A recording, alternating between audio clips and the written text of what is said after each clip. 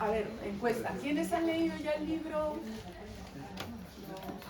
Bueno, el editor. El editor, espero que lo haya leído. Sí, es uno de los libros que más he leído en mi vida. Exacto. Vale. Mínimo 5 veces. También Álvaro ya se lo leyó bastante. Vale, entonces, me gusta que no lo hayan leído mucho para, bueno, y para saber. No voy a destripar, que tiene una trama que se podría destripar y no queremos eso. Entonces, yo creo que sería bonito que Judy leyera solo esta página para que nos metiera en ambiente. Además, es muy importante su mexicanidad, aquí cuenta mucho. O sea, que si lo leo yo no es igual. Ese es el inicio del libro, de la novela. El primer remolino de euforia que se originó entre sus muslos cimbró su cuerpecito huesudo de 9 años mientras veía un antiguo capítulo de Tarzán en la tele. Tarzán, en taparrabos, tostado por el sol, sus ojos verdes como la selva y su piel aceitosa de sudor tropical, se había resbalado en un pantano espeso. Su torso desnudo se retorcía para escapar de la asfixia y sus brazos se batían como las alas de un pterodáctilo. Lucía no supo qué fue lo que la trastornó. Sintió unas ondas que la hicieron temblar desde los deditos de los pies hasta la última punta del pelo. Era un vértigo muy diferente al de la resbaladilla o el sub y baja, y Lucía intuyó que no lo podía compartir con nadie.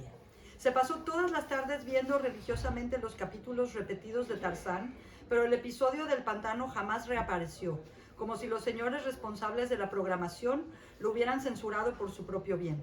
Se obstinó en recrear la escena en su imaginación, pero solo conseguía una imitación imprecisa del placer.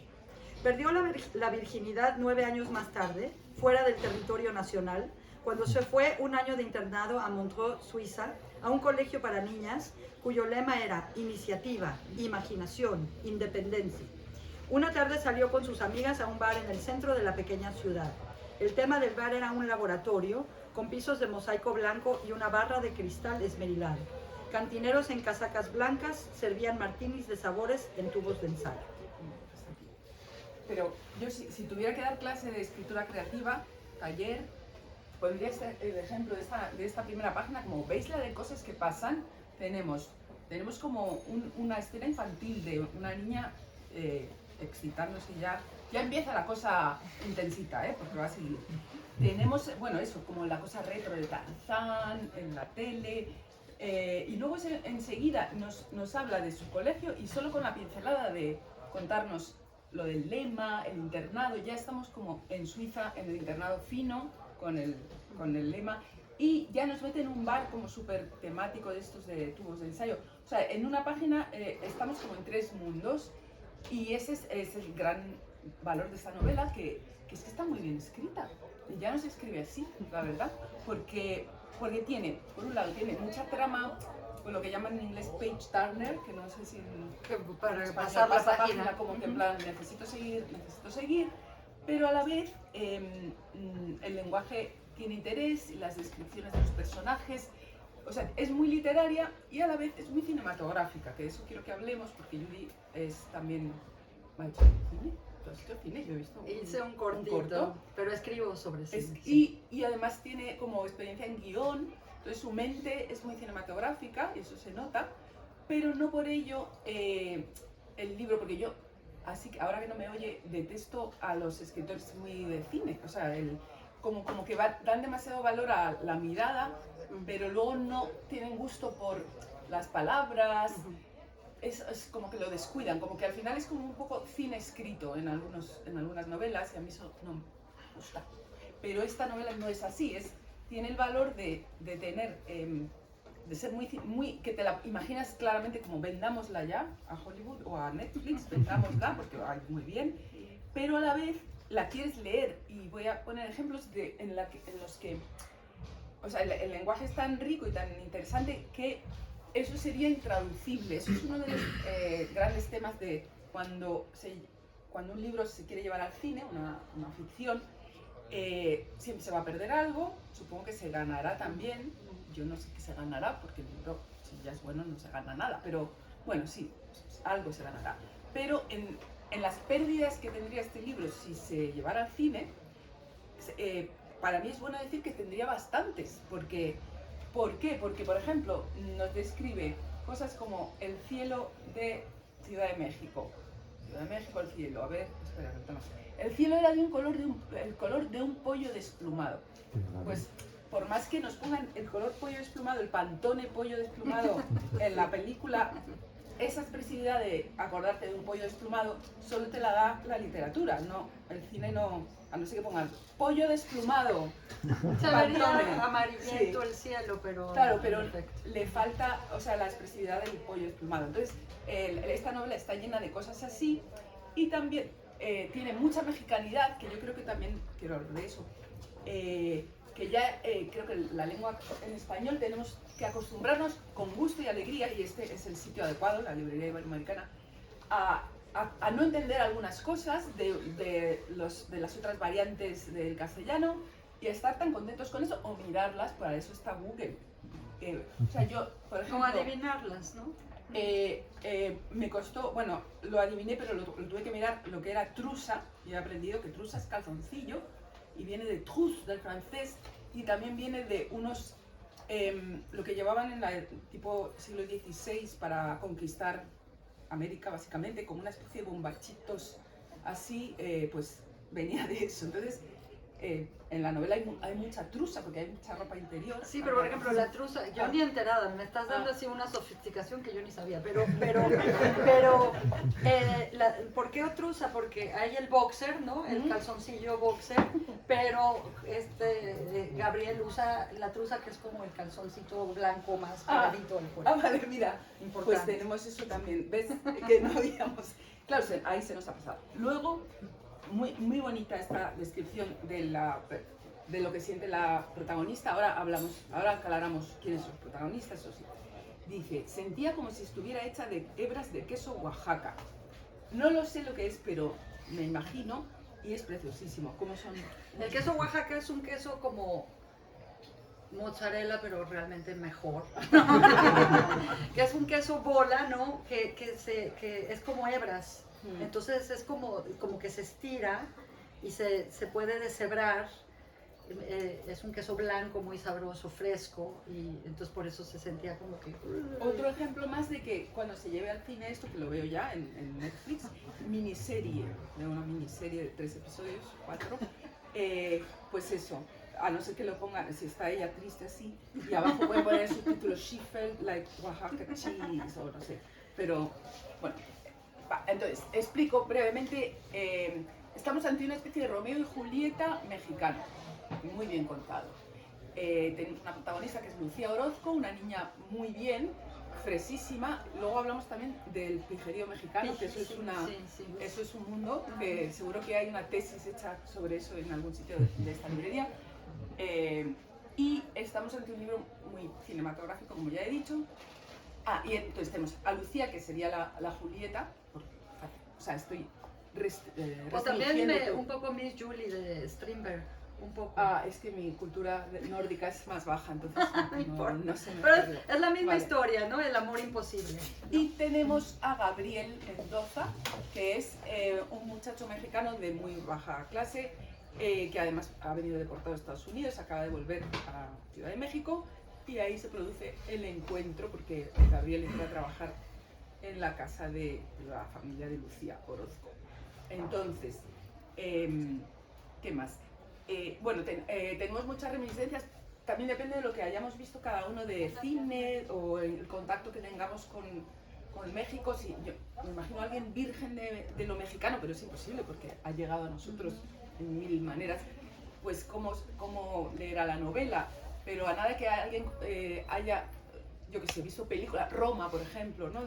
O alguna otra película así, ya puede estar viendo esas familias, todo eso. O sea, enseguida te haces muy a la idea o sea, no sabes cosas como La Merced, que debe ser un mercado donde venden cosas en imitación. Es el mercado más grande, es uno de los mercados más grandes de México y hay de todo, de comida, pero es un mercado inmenso, ¿no? Porque nuestra joven protagonista, Lucía Orozco, pues ella mira mucho la ropa y la gente que va mal vestida y tal, entonces dice, fulanito era así, pero este me gusta más. No es como el clásico naco, naco es como portera, de mal naco, gusto. sí, es choni, yo creo que es más choni. Acá en España sería No, Es que vale, lo naco, por ejemplo, es interesante. Ahí sí debe haber un tratado. Porque lo naco se supone que es de clase baja social, pero alguien muy rico puede ser muy naco también, ¿no? O sea, alguien muy vulgar, es como vulgar, corriente, ordinario, naco.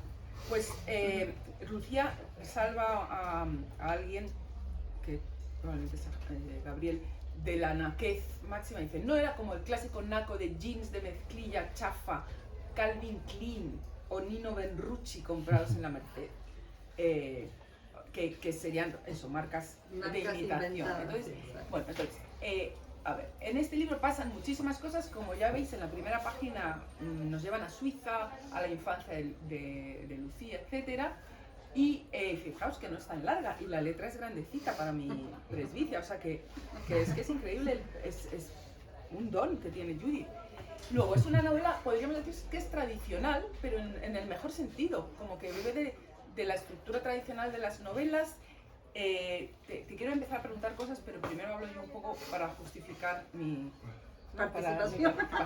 Y luego ya, o sea, porque pensamos, la idea de experimentación en la literatura, creo que a primera vista sí se asocia con algo como muy de no entiendo nada, de qué va este capítulo, no tiene puntos y comas, pero entonces pienso también que toda escritura es experimentación, no es como no, lo copio de exactamente la estructura de otra novela, no, bebe de lo que haya visto y leído Judy, que ahora le vamos a preguntar. También me encanta de esta novela que tiene, de la mirada de Judy, una muy fácil, como una cámara que supiera acercarse muy cerca a la psicología de los personajes, a cómo se sienten, pues como queso en hebras de Oaxaca, lo típico, o también a las panorámicas sociales de México. Entonces ahí aprendemos de México, de Ciudad de México, y de una cosa muy social y muy buena también es para describir la ciudad en sí, por eso como muy sensorial, lo veo en Netflix ya por esa razón.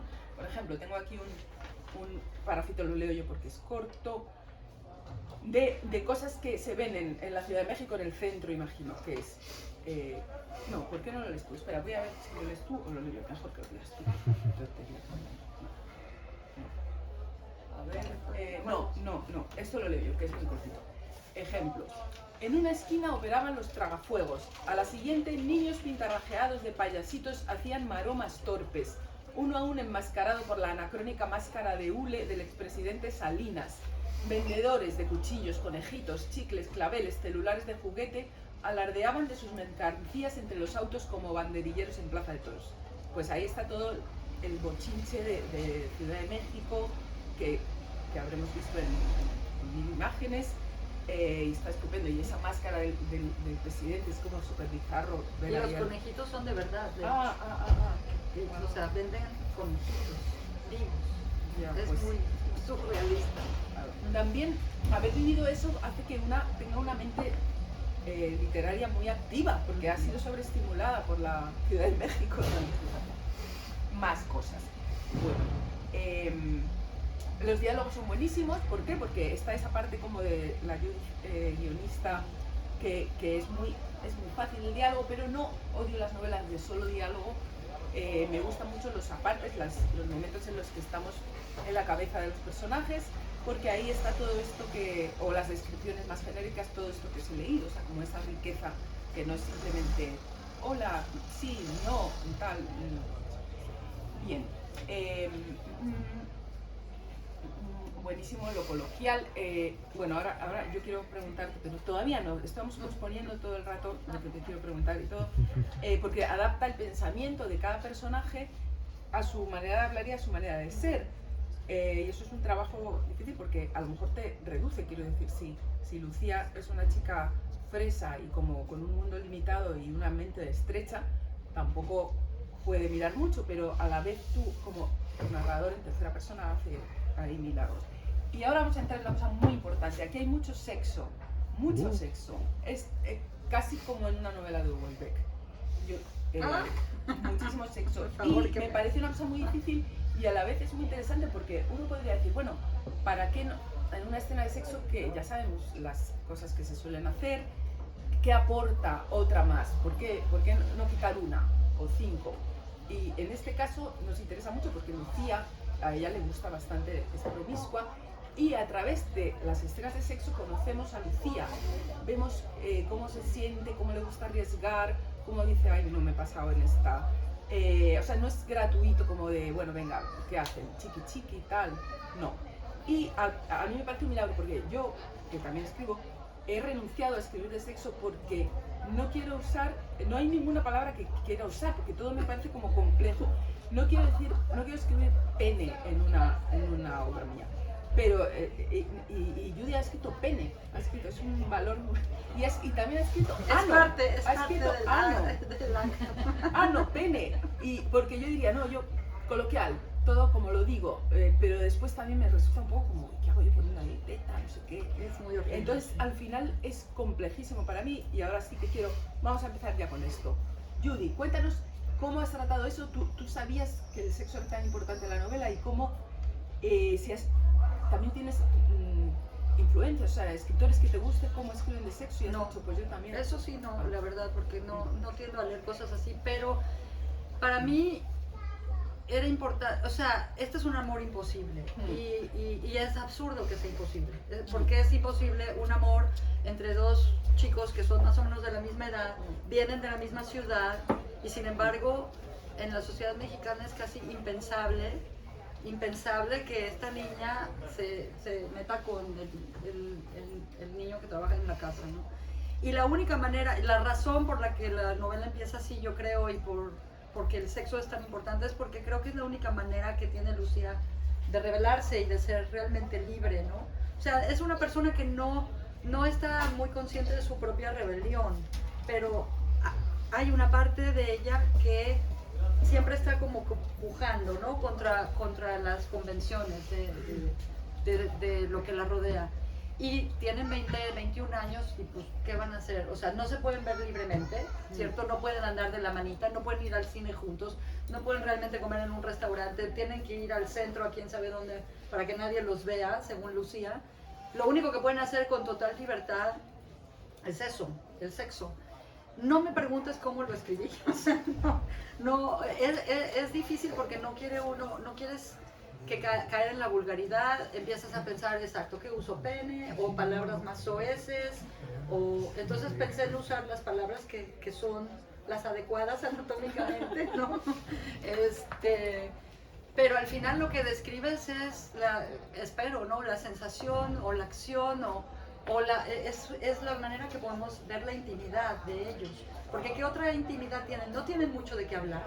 En realidad no comparten, puede ser que compartan algunas cosas. Lucía busca, cuando se entera que él vive en Nueva York, ella dice, ay, es padrísimo. Claro, la experiencia de Nueva York de ella, yendo de shopping a Bloomingdale's y la de él, son muy diferentes. Pero en dónde se pueden encontrar realmente sin tener que usar palabras, sin tener que caer también en los secretos de cada quien, pues ahí, ¿no?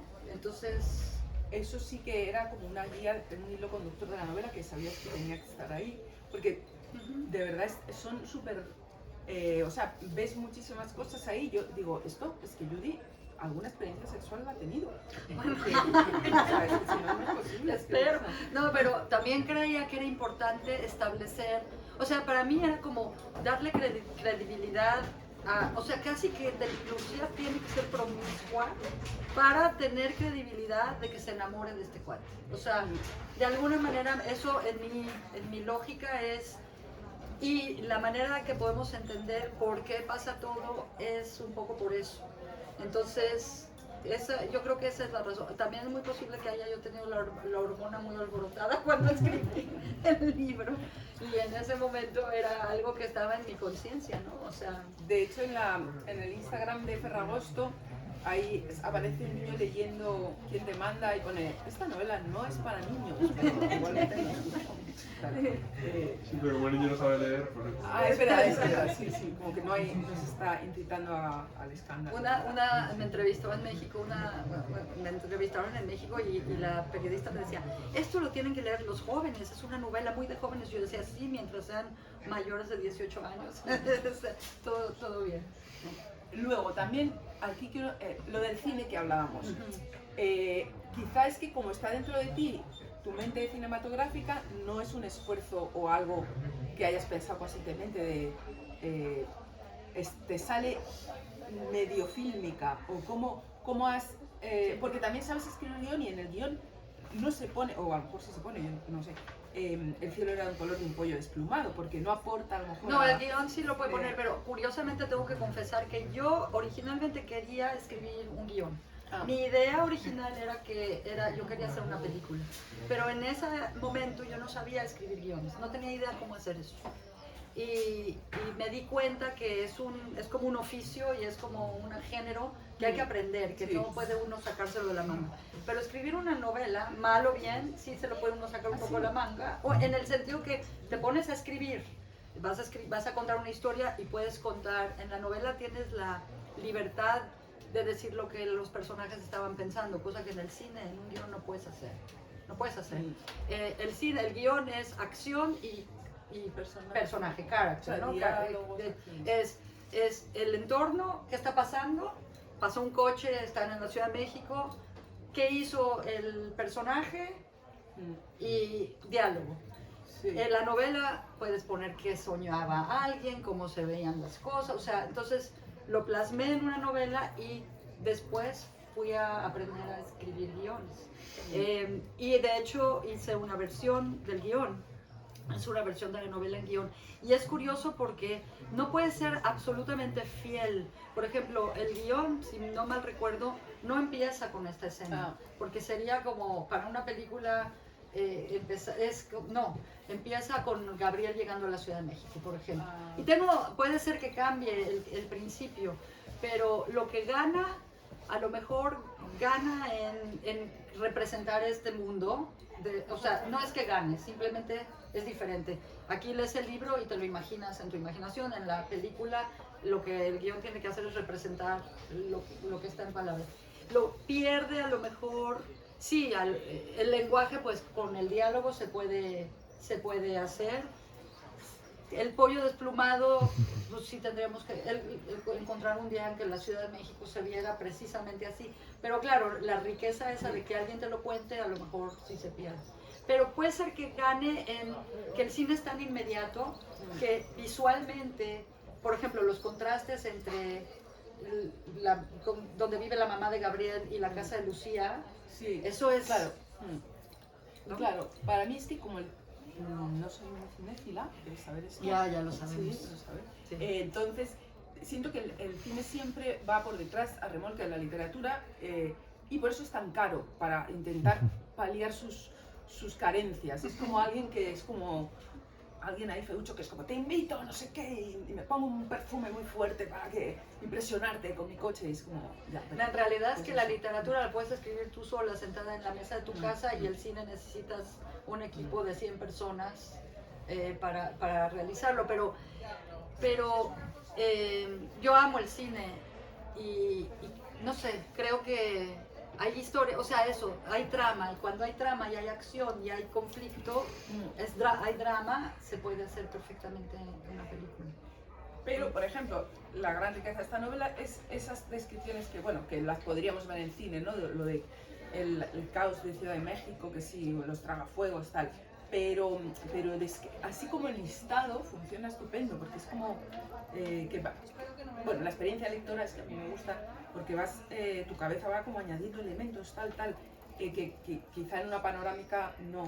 Pero eso yo lo puedo ver perfectamente, porque ellos van en un coche y entonces puedes ir viendo, ¿no? Cómo el coche está parado, estilo 8:30 de Fellini, ¿no? Un poco, o sea, porque nada nuevo hay en esta vida. Y puedes ir viendo. Lo que quería decir es que a veces, hay muy rara vez que una película es mejor que el libro, es rara la vez, pero hay películas que han sido adaptaciones de libros que son magistrales, y es porque consiguen el tono, que es lo más difícil, el tono de la narración, y no son necesariamente una transcripción literal, sino que no se puede hacer así esto, con esta estructura exactamente igual, pero sí se puede hacer algo muy, muy fiel que no sea literalmente la novela. Luego, a mí, como me gusta, como digo, el uso del lenguaje, cosas como la Ibero había chafeado cabrón. Entonces eso, bueno, la Ibero no es esta librería, sino la Universidad Iberoamericana, que es una universidad privada, pues afuera aquí un CEU, un ICADE, algo así, y chafear cabrón, no sé. ¿Alguien sabe? Bueno, Sara, que es de México, sí sabe. Chafear es que irse, o sea, perder el estilo, ¿no? Algo chafo es algo putre. Había como, no sé si se usa como verbo, putreado, cabrón. O sea, había bajado de categoría. Había bajado de categoría. Qué bonito. O sea, es un lugar pijísimo y ella se queja de que ahora dejan entrar becarios y la gente morena. ¿No? Luego, tenemos en esa mente de Lucía, que es muchas veces la que estamos siguiendo, a veces también seguimos la de Gabriel, pero la de Lucía es la principal. La tenemos ahí súper precisa en descripciones de cosas como que con eso ya tienes para saber de qué va la persona, etc. Tengo aquí un ejemplo que creo que quiero que veas, una partecita que era esto. Sí, era la parte de Ibero había chafeado cabrón. Y entonces eso, bueno, para mí esa es la riqueza literaria, que es verdad que puedes poner a esa gente vestida de eso en el cine y pasearte, pero dicho, es como muy, esa idea de te voy a decir la ropa que llevan, es muy claro, es más rico bien. porque hay una opinión. Sí, en el hay cine opinión, se puede dar una opinión visualmente, pero es más, tiene que ser más sutil, tiene que haber realmente un punto de vista visual fuerte, que luego tampoco caiga en una cosa súper obvia. Claro, entonces, en la novela hay juicio y aquí lo hay una crítica social, pero tampoco pesada porque eso es una pesadilla. Sí. Entonces, hasta aquí sí, la página es que veréis que bien lee. Lucía soltó una bocanada de humo. Sentada en los escalones de piedra rugosa, se dedicó a observar la escena mientras esperaba a Jimena. Del otro lado del patio, alrededor de la fuente, los chidos se asoleaban como lagartijas con sus vestimentas imitación pordiosero, su predilección por las playas ecológicas con nombres indígenas, sin excusados ni luz eléctrica, sus chales, sus órales, sus netas y sus 3 hoyos en cada oreja. Los becarios se aglutinaban en el pasto, los clasemedieros acomplejados se sentaban en las bancas con sus atuendos comprados en centros comerciales patéticos. La Ibero había chafeado cabrón. De este lado de la escalera la gente bien, los que organizan viajes a Valle o Acapulco cada fin y de vez en cuando a Las Vegas o Miami, los que hablan en dólares. Aquí los hipsters, marihuanos de pantalón guango de tela de paracaídas con muchos cierres, guayabera, tenis de ante y sombrerito. Aquí, sintiéndose importantes, los mirreyes de economía, de traje y corbata, como si eso asegurara su puesto de ejecutivos en una casa de bolsa. Y la Ibero insistía en las ridículas clases de integración donde sentaban a todos, los de este lado y los de aquel, a conocerse como si fuera el primer día de kinder. Todo mundo dizque muy open mind. Jimena se sentó a su lado. A veces Lucía pensaba que Jimena se llevaba con ella para ver qué se sentía ser una niña común y corriente. Jimena andaba eternamente acompañada por 2 guardaespaldas y viajaba en un auto blindado conectado a una cámara de circuito cerrado. Bueno, sí. Alguien todavía más rico que Lucía. Claro, en una página, una vez más, nos ha hecho una descripción de la fauna de la Ibero. Entonces, el mundo fresa mexicano es un mundo muy específico, o sea, creo que es más pijo que cualquier otro pijerío, en mi opinión. Sí, Tampoco conozco el pijerío de todo el universo, pero he tenido algún encuentro que te he contado, de hecho, y así, con mexicanos, y ha sido como algo, es muy específico. Yo creo que es por la cuestión de, ¿sabes?, la estructura social. Yo creo que los pijos comparten, los narcos y los pijos comparten ciertas características en todos lados, ¿no? Pero en México yo creo que hay una parte muy discriminatoria, muy racista, hay una parte así como también que es raro, y también debe haber tratados enteros sobre gente que no quiere, o sea, que quiere hacerse como los españoles, ¿no? Yo conozco gente que vivían en México, que habían nacido en México, pero los papás habían venido de España y hablaban con la F. No. Y yo decía, pero porque querían como separarse un poco de... Entonces el pijo mexicano, pelo relamido, súper sangrones, ¿saben lo que es sangrón? Antipáticos. O sea, mi ex marido David decía, ¿por qué los ricos en México tienen cara de huelepedos? O sea, ¿por qué? O sea, les va bien. O sea, él decía, porque observaba, él siendo americano, decía, vas a una fiesta súper estirada y todo el mundo así, como decía mi mamá, con cara de chile en vinagre, cara de hígado encebollado. Hay una parte un poco como, no sé, un poco antipática. Hay un poco de una arrogancia, hay mucha prepotencia. Por ejemplo, no sé cómo sea aquí, pero he visto, a lo mejor Sara, tú también, en restaurantes de México cómo tratan a los meseros. Oye, tráeme un... Aquí en Madrid eso es muy normal. Oiga, tráigame. Pero en México somos muy formales. Entonces, señor, por favor, buenas tardes. ¿Me podría traer un cafecito? ¿Me podría traer una sopita? Entonces, oye, tráeme una servilleta. Cosas así. Hay una parte que es... A mí me saca un poco de quicio, ¿no? No todos son así. Hay gente muy fina y muy linda. Pero hay algo así como... Yo creo que en países donde hay mucha pobreza, hay la ostentación, hay gente que realmente quiere que no se confunda nunca a ellos con gente de una clase más baja. Eso creo que puede ser. Y eso está en la novela muy presente. Ah, si estás aquí. Digo, se ha ido de editor, Se cambió de lugar. pero no. No le permitimos la salida. No, ¿dónde ha ido? Estoy como dándole vueltas de... Está. A fumar, no sé qué. Entonces, eso podría hacer, y no lo hace por suerte, o sea, por suerte o por talento de la autora, que hubiera un maniqueísmo y que hubiera en los personajes una sensación de que Lucía no nos cae nada bien y Gabriel sí porque es el que no tiene oportunidades, pero no es así. De hecho, Gabriel a veces, o sea, hace algún acto que no comento aquí lo del parque, como ruin, ¿no? También, como decía Rajoy, Ruiz, es usted Ruiz, ¿no? Pues, o sea, que no es como ella horrible, pija, tonta y él una bondad, no. Eso está muy porque bien eso pensado. ya en las telenovelas mexicanas somos los maestros. Ah, claro, eso también. La cosa de que los ricos son los malísimos y los pobres son los buenísimos. Ya lo he dicho yo, que es tanto en la literatura como en el cine. Cuando los pobres son nobles, yo ahí me voy. O sea, ¿por qué no? Porque a mí me parece ofensivo que los pobres siempre sean como las putas del corazón de oro. No. O sea, no porque eres puta eres buena. No. Y no porque eres pobre eres noble. Y para mí cualquier persona que escriba seriamente tiene que investigar. Por ejemplo, Lucía es tarada, es floja, no es tarada, pero es floja, es juzgona, no tiene mucha curiosidad como se lo reclama su novio el pijo, pero no es perfecta tampoco, pero sin embargo tiene una parte que se avienta, ¿no? Que toma riesgos, que creo que tiene una parte un poco heroica. Y Gabriel tampoco es el noble sufrido, o sea, por ejemplo, se lleva mal con los papás, ¿no? Uno se imaginaría la familia mexicana sufrida, con todos unidos ante la adversidad. Yo no quise hacer eso, yo quería ver que, bueno, también se fue de México no solo buscando una buena vida, sino también por una situación familiar a lo mejor un poco, o sea, fea, ¿no? Entonces, la gente es compleja. Por eso no te gustó la película Coco, ¿no? Creo. Coco la detesté. Mi crítica de Coco es creo la más leída en Medium, la gente sigue yendo. Es de Lesnable. La película es de Lesnable. Todo en esa película es falso, todo. Que lo sepan. O sea, sobre todo, por ejemplo, ¿dónde está esto, no?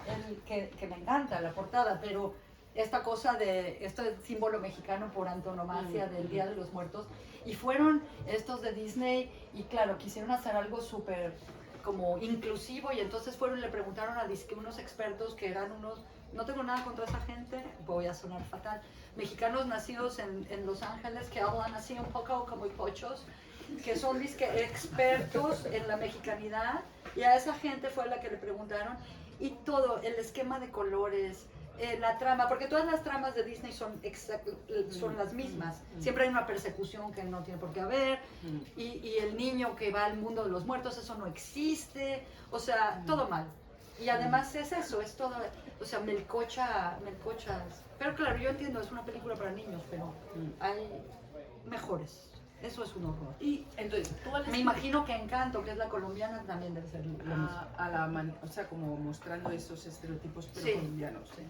Y en tu caso, con esa mente que decimos doble que tiene, como más de guionista también, ¿hiciste como más esquemas al escribir y luego rellenar o iba saliendo? No, yo ¿Qué no tenías ahí? puedo, ni en guión ni en novela, soy capaz de hacer un croquis o un esquema. Hay gente que lo hace y le sale muy bien. Dicen, en el capítulo 1 va a pasar esto y en el 2, y luego, no, yo es como, va saliendo y a veces de repente salen cosas que uno no se esperaba o te ocurren ideas. Tienes una cierta noción de la trama, pero yo soy muy, no soy muy, la estructura la tengo que trabajar mucho después. En el guión, hijo, sí, o sea, por ejemplo, a mí se me da muy bien el diálogo, eso ya lo sé. La estructura la sufro un poco más. Luego yo me alegra mucho que vives en Estados Unidos hace muchísimo y vives medio en inglés. No te haya salido una novela de esas que son con un lenguaje como que podría ser cualquier idioma, ninguno concreto, como traducible fácilmente, sino que van a vérselas con problemas, o lo has hecho tú misma, la autotraducción, Sí. para lo de las hebras de queso de Oaxaca, todo eso. Me gusta que la literatura me parece más literaria cuanto menos fácilmente traducible es. Si es como fácil todo, es que no está... No, el falta idioma como especias al Sí, idioma. por ¿no? ejemplo, ahora que hablas de Netflix, o sea, ahora tienen como traducciones en diferentes lugares, pero también hay una nueva tendencia de que hacer un español genérico para que en los doblajes, por ejemplo, y es desquiciante. Pero una cosa es interesante porque yo escribí esta novela estando en México. Me tomé un como medio sabático del trabajo y fui a México. Entonces pienso que el hecho de vivir fuera de México me ayudó a disfrutar del lenguaje, a oírlo más mientras estaba yo ahí. O sea, yo hablo de alguna manera cuando estoy en Estados Unidos, pero cuando llego a México se me vuelve a pegar como el acento mexicano y las expresiones, es como casi por ósmosis. Entonces, me salió porque además que amo la riqueza de nuestra lengua mexicana, ¿no? Y es tan deliciosa y hay expresiones nuevas todo el tiempo, ¿no? Por ejemplo, esto de mi rey, antes se llamaban juniorcitos, ¿no? Ahora se llaman mi reyes, o sea, es como slang nuevo que va saliendo. Sí, que estás al día. Luego hay una que he entendido, creo entender lo que es. A ver, se comió la torta antes del recreo. Que se embarazó antes se comió la torta antes del recreo, sí. Y ya antes de la boda, pues. Sí. Casi por último, no, sí, por penúltimo.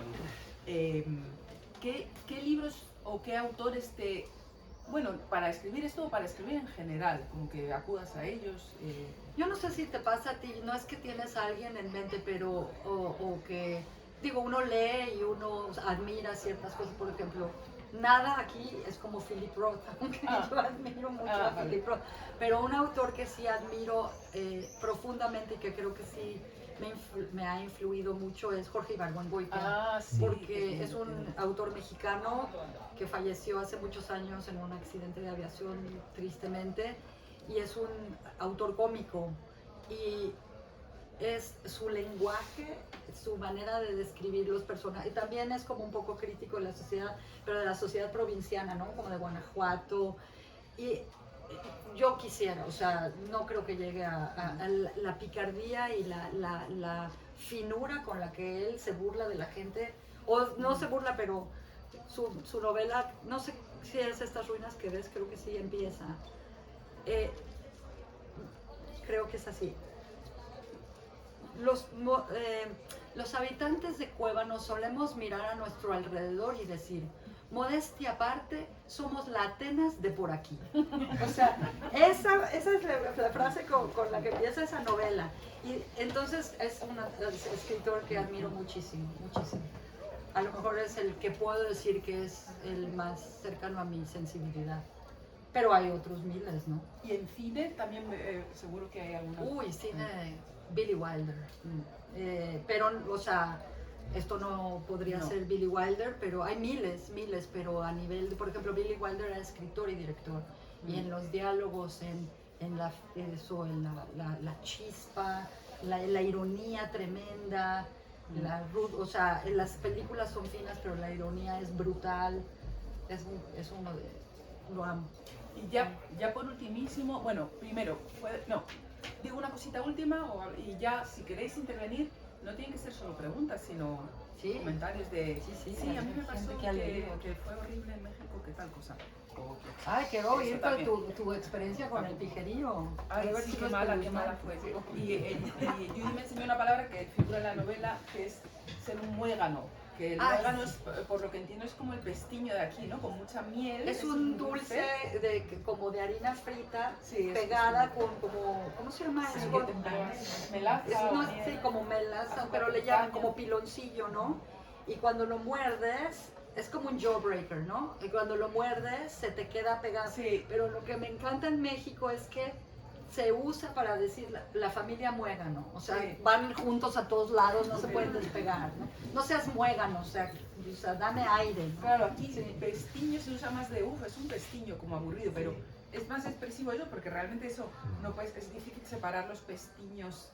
O sea, el chicle que se te queda pegado, duele, o sea, no es nada más que se te quedó, o sea, es como todo, además súper empalagoso, entonces, empalagoso y además no te lo puedes sacar de encima, ¿no?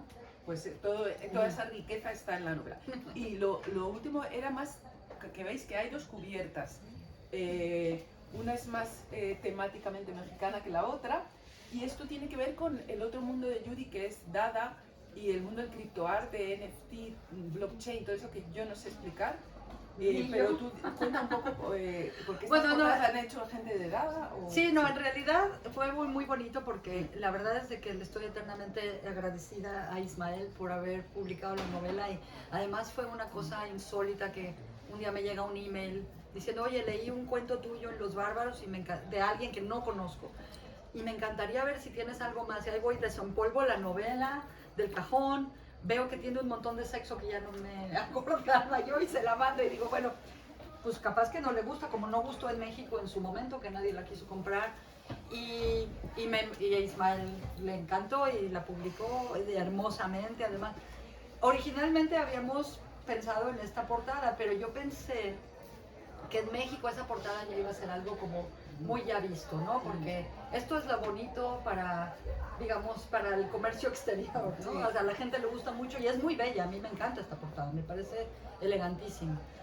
Pero luego cuando se ocurrió, yo digo se nos ocurrió, pero se le ocurrió a Beatriz, mi socia en Dada, la idea de hacer la novela en NFT, que me pareció que se me debió haber ocurrido a mí,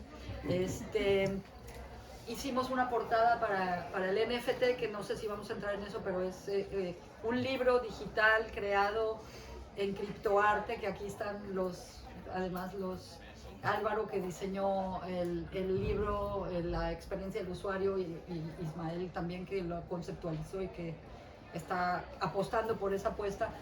El libro tiene una portada de un artista de Dada que se llama Mojarra González, que tiene aquí, o sea, está padrísimo, porque aquí viene una tipa encuerada, pero para la versión bibliotecaria y librería dijimos, vamos a quitar a la tipa encuerada. Pero esta portada es de Mojarra y esta es la que pensé, bueno, para México creo que puede funcionar mejor que la calaverita que ya no sabemos.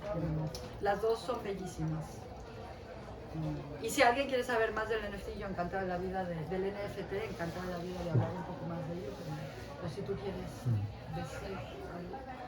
A ver, es que cuando estábamos a punto de, realmente habíamos terminado de editar la novela, iba a salir a la venta, lo sugirió Judy, pero en ese momento, pues era el momento del super hype, la moda de los NFTs, todo youtuber que se parecía había hecho hacia un NFT, Disney sacó un NFT de no sé qué y era un pestiño total absoluto, ¿vale? Pero la idea...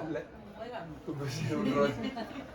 Pero en ese momento, dio la casualidad de que yo tengo mucha experiencia, casi toda mi experiencia editorial es digital.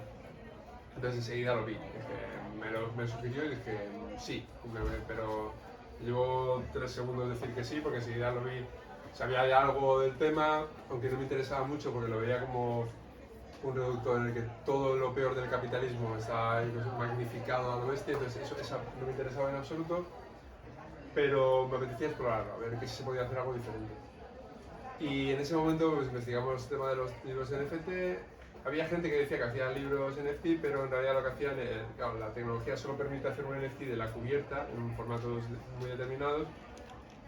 Y luego si comprabas el NFT de la cubierta, te regalaban un PDF o como mucho un EPUB del libro.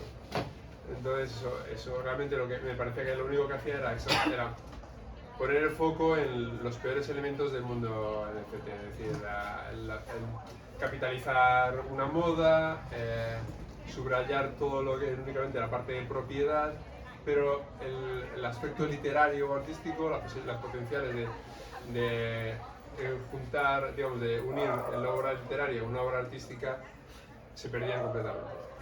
Porque no se daba ningún valor a la obra se regalaba y realmente ni siquiera había una creación nueva. Para un mundo nuevo se cogía, cojo, hago un JPG de esta cubierta, hago un NFT de eso, que es facilísimo, Sí, y luego te regalo el interior. Y te lo vendo por 10 veces el precio. Sí. Me parecía una toma de la pelo. Entonces, en ese momento buscamos la forma de hacer algo distinto y no se podía. Nos llevó meses dar con un grupo al final de artistas y de gente del mundo del código, etcétera, que hablamos y dimos una comunidad muy afín que querían hacer algo diferente también.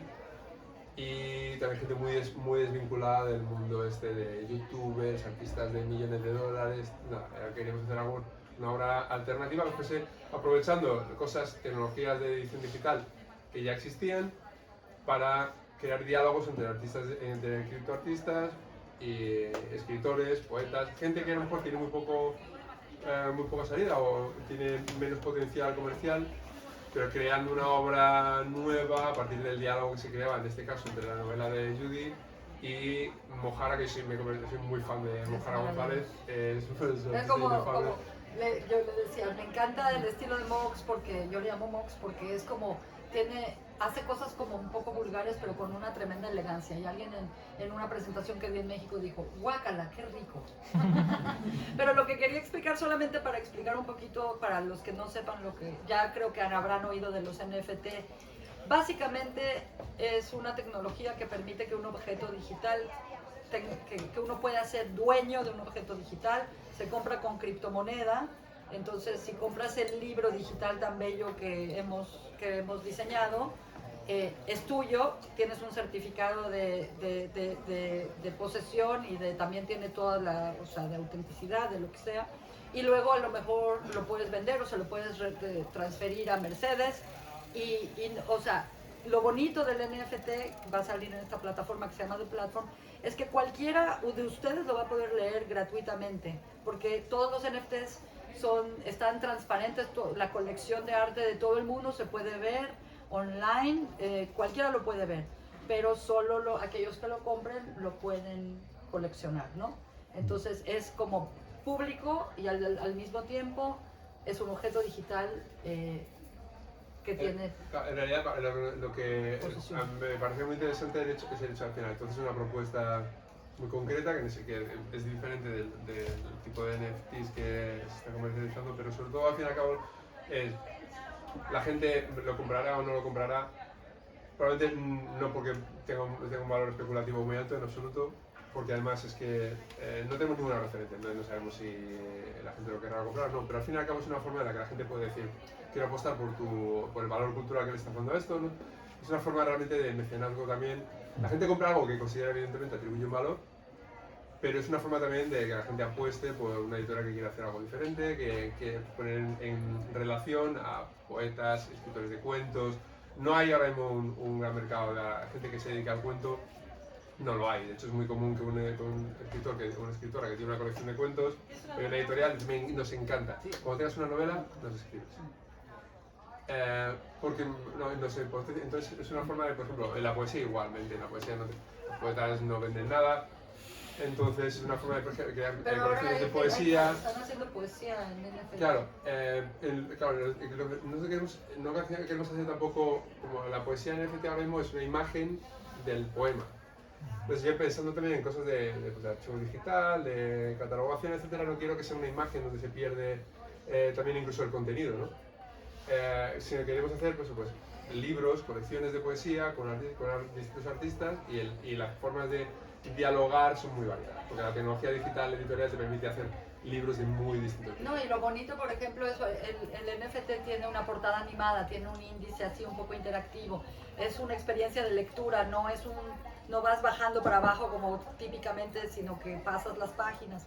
Pero lo otro que yo siempre digo que es donde está la revolución de esto que pasó en el arte y espero que pase en la literatura también, es que el NFT es un contrato codificado automático. Entonces, en el momento en que se compra el NFT, a mí llega mi cartera digital, mi porcentaje, le llega a Ismael lo que le toca a él, le llega a Mojarra, le llega a Álvaro, si hicimos distribuciones de la gente que está involucrada automáticamente. Y Dada, que es mi compañía donde hacemos arte digital desde hace muchos años y también fuimos pioneros en esto, fuimos los primeros en meter regalías a perpetuidad en el contrato inteligente. Entonces uno puede, en la plataforma en la que estamos saliendo, tenemos la oportunidad de hacer distribuciones automáticas y de si alguna vez esto se considera un objeto coleccionable y alguien lo vende por un poco más, hay una regalía que nos toca automáticamente y eso es sí, no es como increíble, ¿no? el dar un trato, por ejemplo, el dar un trato justo a todos los artistas implicados, escritores o artistas digitales o diseñadores, porque también el diseño, si se quiere hacer una especie de libro de artista, el diseño de la interacción también se tiene que considerar una parte del valor cultural del objeto. Entonces todo el mundo está registrado de una forma totalmente transparente, todo el mundo ve quién ha participado, qué parte se lleva y luego si, por ejemplo, el tema de la especulación que como decía, no es una cosa que contemplemos realmente porque no hay ni siquiera referencia. Es decir, la gente pensamos si alguien lo quiere comprar al precio que sea, pero no es como el arte que cuando alguien puede comprar una obra de un artista, se revaloriza mucho, se revende, ese artista no vuelve a ver, no ve ni un duro más de esa obra. Aquí cualquier evolución que pueda tener alguien, el artista siempre se va a beneficiar, siempre, a perpetuidad. Y el acceso a esa obra siempre es a perpetuidad, porque se hace en una cosa que se llama permaweb, no quiero entrar en muchos detalles, pero siempre vas a tener acceso a eso, no es de dejas de pagar un servidor, Microsoft Azure o lo que sea, y dejas de perder, y pierdes el contenido, ¿no? En teoría el acceso es permanente. Y luego en la parte sobre todo para quien le interese el mundo editorial, el archivo editorial, para mí me interesa como editorial también la posibilidad de tener un registro permanente y transparente de contratos, de correspondencia con autores, incluso de distintos estados de una obra, que se vea cómo era el manuscrito originalmente, cómo ha sido el resultado de la obra editorial. A mí me interesa mucho todo el proceso editorial, todo, desde el diseño de cubierta, la corrección, todo eso, y hay una posibilidad de tener una especie de archivo permanente y accesible para todo el mundo. Para mí me gustaría que la gente pudiera tener acceso, aunque al lector habitual no le va a interesar en absoluto, pero si en un momento determinado el que hace investigar algo, el mundo de la literatura, esto, hay un archivo ahí, no tiene que pedir permiso, está ahí para que acceda cualquier persona.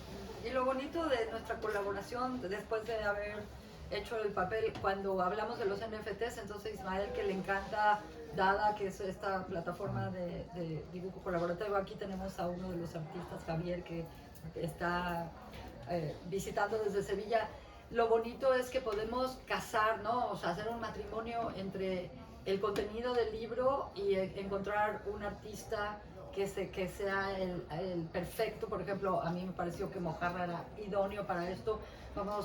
Y podemos sacar más obra literaria con esta como relación y colaboración con artistas. O sea, que el arte está como que dándole todavía más contenido, no valor, pero valor intrínseco a la novela, o al cuento, o a lo que sea que se cuente. Y eso me gustó mucho. Pues, si alguien... Preguntis, a ver. Antes se refería Mercedes a la autotraducción. Es que has autotraducido la novela. Yo traduje la inglés. novela y la verdad es que el reto más grande realmente fue eso, encontrar las equivalencias de las expresiones mexicanas para que no todo sea las 4 frases en inglés que se me ocurren, ¿no? Pero vamos a tener a alguien que va aquí a Katie que va a hacer el copy editing, ¿no? Yo la verdad no sé cómo... Pero algunas de esas palabras se tienen que quedar. Sí, sí, sí. Porque hay algunas sí. cosas que no se puede traducir, entonces Sí. en inglés puro no puede ser porque perdería tanto. Sí. Que- Pero yo pensé hacer la autotraducción yo porque la verdad es que o sea, es como que ya tengo integrada la novela en cómo suena en mi cabeza, ¿no? Y no sé cómo la viste, no sé si está bien la traducción. Ah, qué bueno, porque también en una parte cuando, digo, yo creo que escribo en inglés también y hablo bien inglés, pero o sea, hay que tener alguien que vea bien la gramática, igual que en el español, la persona que hizo la corrección de estilo fue Sí. maravillosa. Entonces, sí, la traduje, vamos a hacer un copy editing padrísimo y va a tener, la vamos a sacar en inglés también. Y también el NFT va a salir en inglés. Imagino que plantea muchos problemas porque al ser un español tan específico de México, que suena tan mexicano, es un inglés a que lo vuelcas a un inglés específico de algún lugar. Sí, o es... yo escribo en norteamericano, es inglés coloquial, o sea, no va a ser el británico con la spelling británico, porque vivimos en América y en América el inglés de los gringos es el que pesa. Y es muy coloquial, es un idioma bastante sencillo. Y yo creo que hay muchas expresiones en inglés que, por ejemplo, la traducción del título, Sí. que me costó, porque ¿quién te manda? Es como, tiene su doble sentido, ¿no? En México decimos, ¿quién te manda a irte a meter a un bar a las 4 de la mañana? No, es Sí. ¿quién te manda a ir a pelearte con el policía? Pero también ¿quién te manda? Es ¿quién manda? ¿Manda Lucía? ¿Quién manda aquí, no? La cosa que más se aproximaba a eso es serves you right. Serves you right es una expresión en inglés que es como ¿quién te manda? Un poco O es, lo tienes merecido. sí, o sea, te lo mereces, serves you right, pero ¿quién te sirve, no? Aquí es al revés, pero serves you right es eso te pasa por andar metiendo la cuchara donde no debes, pero eso es lo que más... Entonces ese tipo de equivalencias también es sabroso. De hecho, tratar de luego encontrar. van a decirlo 2 personajes, así que hay que Claro, decidir claro, en el título y claro, exacto. De hecho, Judy estaba muy preocupada por si los lectores españoles iban a entender el lenguaje de la novela y yo decía, por supuesto, que aparte no nos interesan los lectores vagos que quieren que le den aquí enseguida una traducción para no tener ni que mirar. Si algo no entiendes, hay móviles, hay diccionarios que se busquen la vida. Y tanto insistía que al final dije, mira, vamos a hacer un glosario, pero en chilango. O sea, vamos a hacer el chilanglosario. Pero eso es solo en la versión del Eso solo NFT. está en el NFT, pero es un glosario en el que realmente la definición del término del español mexicano está hecho en más chilango todavía, con lo cual es más difícil todavía. Es genial, o Y sea, al final termina con cuando un de ¿quién te Ismael me manda dijo- usar un glosario? Cuando Ismael me dijo del glosario, dije, chilanglosario genial, pero yo originalmente pensé, bueno, hacemos aguas, ten cuidado, pero a él se le ocurrió que me parece brillante la idea de hagámoslo en chilango. Pero Y más- sí se entiende, ¿eh? Sí se entiende. por ejemplo, porque estar jarra es estar estar borracha. jarra, sí, estar jarra, estar borracho, estar pedo, Lo pusiste. estar hasta atrás. Voy a buscar algún ejemplo de chilanglosario. A ver, creo que- ¿Hay glosario del glosario? Ah, claro. ¿Tenemos autorreferencia al glosario? Pero yo pienso que lo traté de hacer de tal manera que al final sí se entiende, o sea, no tampoco quieres perder al lector. Pero el lector que realmente quiere que Sí. necesitaba la ayuda no lo va a encontrar. Mm. Tampoco. Eso era muy importante. Tienes yo creo que por Sí, el voy a buscar tema- aquí. Debo buscar el chilanglosario. ¿Quién te manda a hacer un glosario? Y así pusimos al final del glosario quién te manda, pusimos algo así, ¿no? ¿Quién te manda de usar el chilango? A ver. Chilango, para los que no sepan, es alguien que proviene de la Ciudad de México. A ver, por Es ejemplo. un término despectivo. A ver, agandallar. Aborazarse. Ser un aprovechado y acaparar todo sin dejarle nada a nadie. El que agandalla es un gandalla. Y luego vienen, en algunos casos vienen citas de la novela Adolfo agandalló las líneas de coca como si fueran tacos al pastor. Qué maravilla. Esa es una definición bastante... Se ve enseguida... Claro, con las citas la gente entiende el contexto, pero ¿acaso no existe la palabra agandallar en español? No, yo sí existe, yo no. Oye, ¿dónde Chamba, la talacha, el jale, la cruz que hay que cargar para darle de jamar a la familia. Es tan pinche que hasta te pagan por hacerla. Písale porque tengo que llegar a la chamba. El trabajo. Y al final... Y al final eso es que... parece ya ves quién te manda a consultar un glosario. Era el mensaje final. Y eso era... pero sobre todo por eso, porque al final... mira, de hecho Marta, la correctora que hizo la revisión de la novela, mi experiencia con muchos correctores españoles es que quieren raelizar todo el lenguaje que no sea español. Sí. Y es una cosa que es una batalla constante. Me encantó porque la prueba de Marta y Ismael en todas las palabras mexicanas, esto se queda, esto se queda, esto se queda. No, porque quería normalizar al español de España casi por un montón de expresiones. Y no. Y yo al final le recomendé, mira, tienes que leer más en autores latinoamericanos, que créeme que son más interesantes que los españoles. Sí. Y ella ha empezado a leer más latinoamericanos, y la tendencia del español a mirar con condescendencia al lenguaje americano. Que es muy habitual. Y luego la RAE, claro, su tarea es preservar algo del pasado ya, porque realmente la normalización que hace está muy anticuada ya.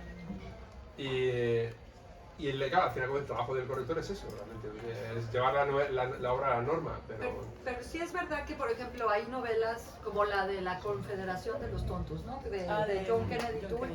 Esa es un lenguaje espectacular de Nueva Orleans. No es como el inglés normal. O sea, eso le da una riqueza tremenda. Y o sea, ¿quién te manda está en español? Todo el mundo lo puede entender. Lo que sí es que tiene muchas expresiones mexicanas. Pero es verdad que a uno le interesa leer, a mí el lenguaje así súper genérico, súper correcto, súper propio, pues qué aburrimiento. Y además si normalizan el lenguaje al español, pues pierde lo auténtico, ¿no? Claro, no, imposible. Ese toque mexicano es lo auténtico y lo que le da más riqueza al libro, a la novela. Sí, exacto, gracias. Bueno, Por eso Katie enseguida cuando empezó a revisar la traducción, dijo, si lo llevamos todo al inglés, se va a perder el humor, se va a perder un montón de matices y no pasa nada. Es un poco al fin y al cabo lo que ella proponía, la que ella ha propuesto para la versión en inglés, es un poco la misma defensa de la idiosincrasia del mexicano de la novela que defendí con Marta, la correctora. Y por ejemplo, cuando estábamos empezando a trabajar en la versión NFT, enseguida la gente metida en el mundillo nos dijo salir con una edición en inglés, porque es un mundo en inglés, es un mundo blanco y en inglés. Sí. Y ahí decimos que desde el principio que no, esto va a ser español y mexicano. Por ejemplo, la palabra chamba, yo creo que se debería de quedar en inglés, porque hace el esfuerzo, se entiende por el contexto y si no lo entiendes haces yo creo el que esfuerzo. sí, que cuando se entiende por el contexto se puede quedar y luego yo creo que hay equivalencias buenas porque el inglés es muy sabroso también, el inglés americano hay muchas expresiones sabrosas Y también hay muchos que hablan español. también Así que se puede hacer. sí, no, me encanta ya veremos.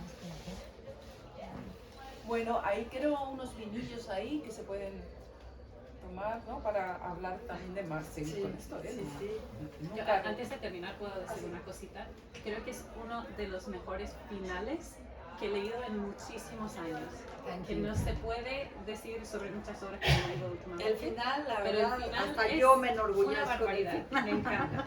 Sí, no sé cómo llegué ahí. Sí sé, o sea, de eso que dices, realmente sería bueno, de alguna manera que, yo no sé, tener una constancia cómo llegó a uno a eso.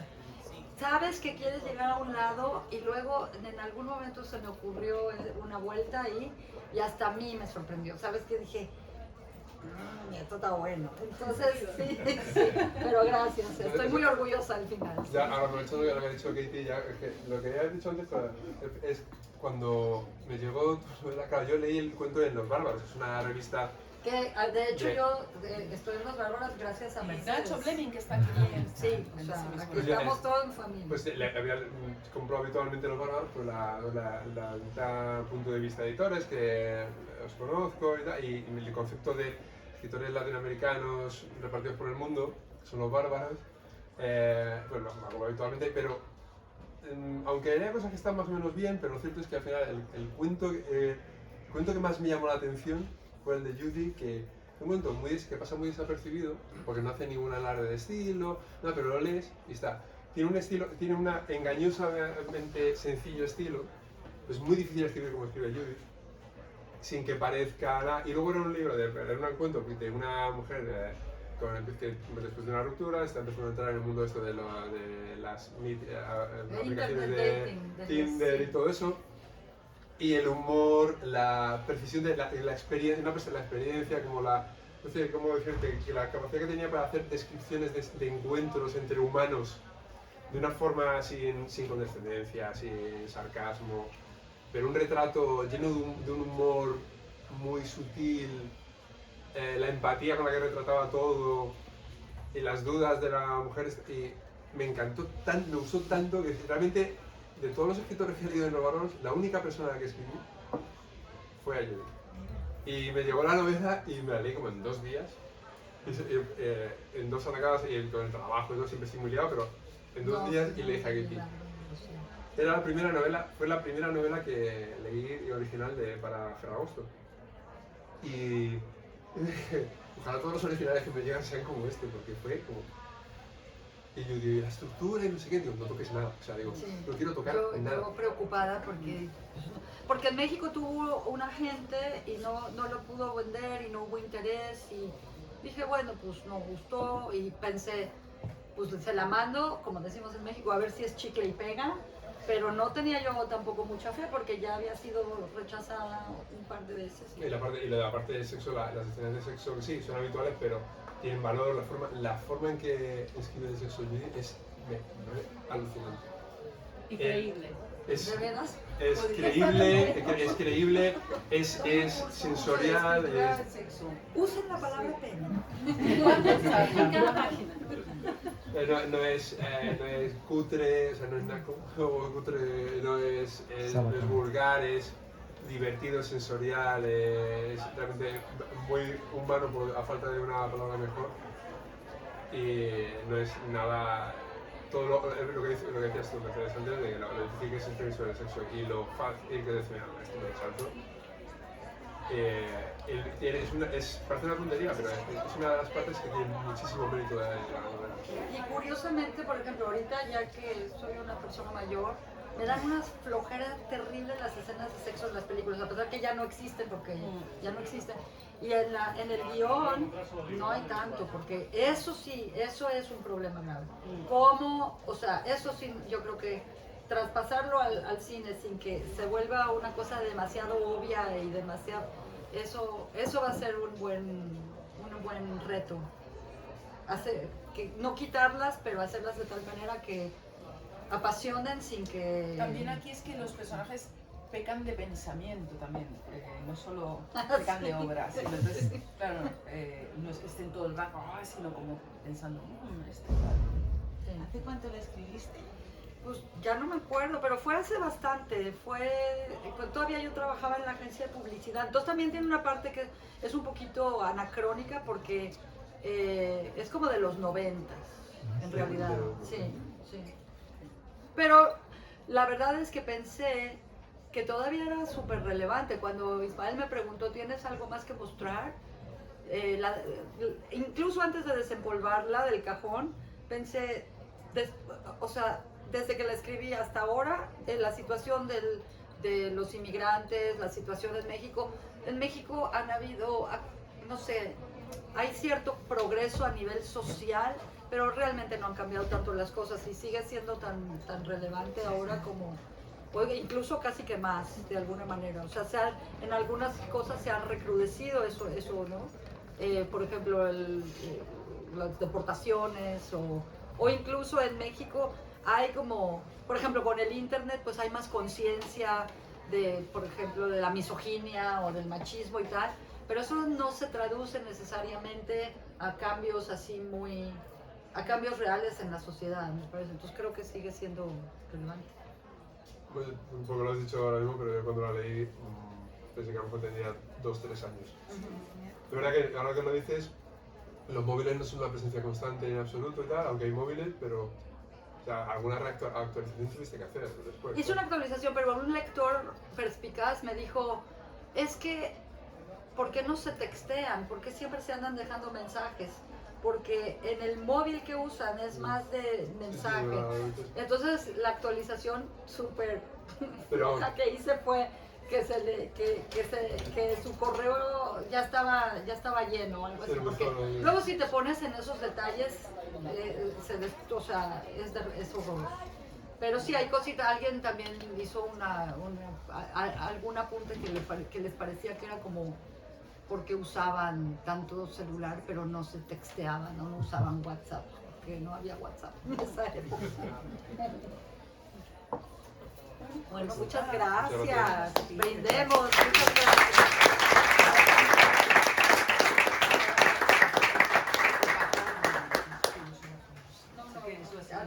Es imposible.